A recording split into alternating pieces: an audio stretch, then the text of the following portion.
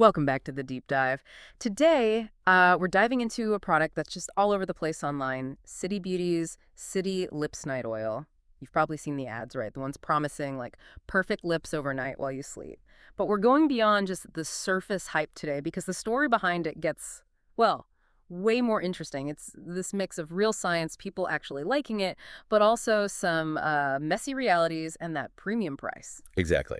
And our mission here, for you, is really to pull out the key takeaways from everything we looked at. We'll be comparing those big marketing claims against what users are actually saying and, what the science tells us, so you can get a real sense of what's going on beneath the surface with this product. Okay, right. Let's unpack this. City Beauty's marketing for this oil is pretty bold. They're talking instant plumping, smoothing out wrinkles, and moisture in the morning that supposedly last all day long. And they really know how to hit those common beauty anxiety buttons, thin lips, smoker's lines, dryness, aging. They even put out study results claiming 100% of users felt their lips were healthier, and 94% reported immediate plumping. I mean, sounds almost too good to be true, right? Yeah, it does. But what's fascinating here is, despite how high those claims sound, there's actually a surprising amount of, real-world agreement. We found quite a few reviewers on different sites reporting genuinely good experiences. I mean, people living in super dry places like the Arizona desert saying they didn't even need their usual morning chapstick anymore, and even some beauty bloggers showing, visible plumping that they weren't really expecting. So the consensus seems to be, yeah, it does seem to work for hydration, and there's definitely some kind of plumping effect happening. Wow. Okay, so it's not just marketing spin. There's something there that users are validating. When you say legitimate plumping effect, how much are we talking? Is it subtle, or are people seeing a real difference compared to just a regular lip balm? It seems to be more than subtle for many.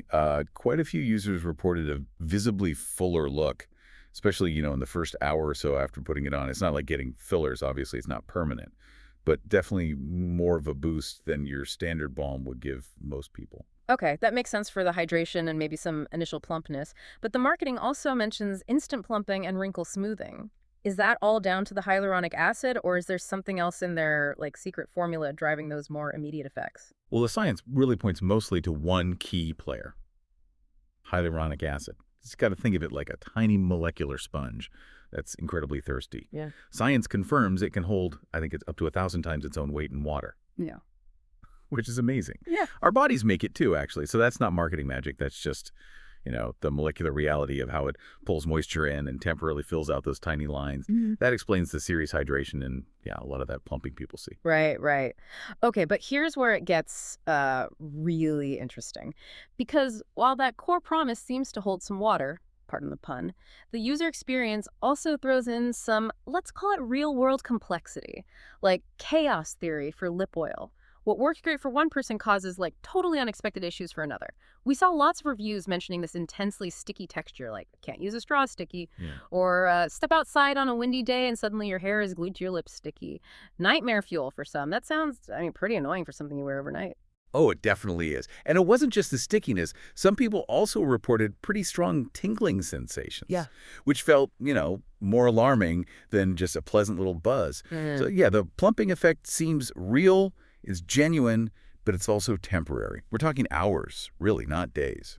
Okay, so real effects, but they don't last forever, and you might get a side of, extreme stickiness. Which brings us to the big question for any product like this, value.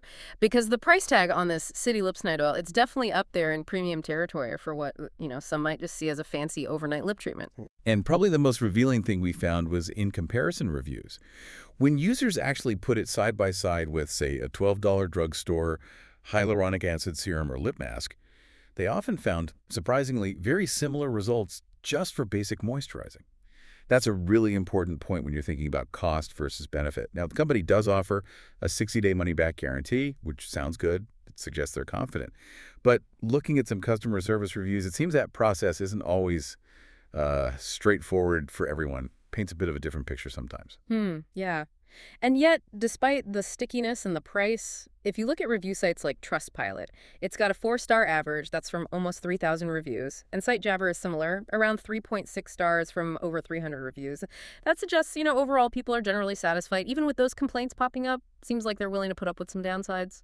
Right. So boiling it down, here's kind of the nuanced verdict for you listening. Yeah. If your main battle is with Chronically dry, flaky lips, and, like, nothing else has worked, the hyaluronic acid in this formulation, it might genuinely be the thing that solves your problem.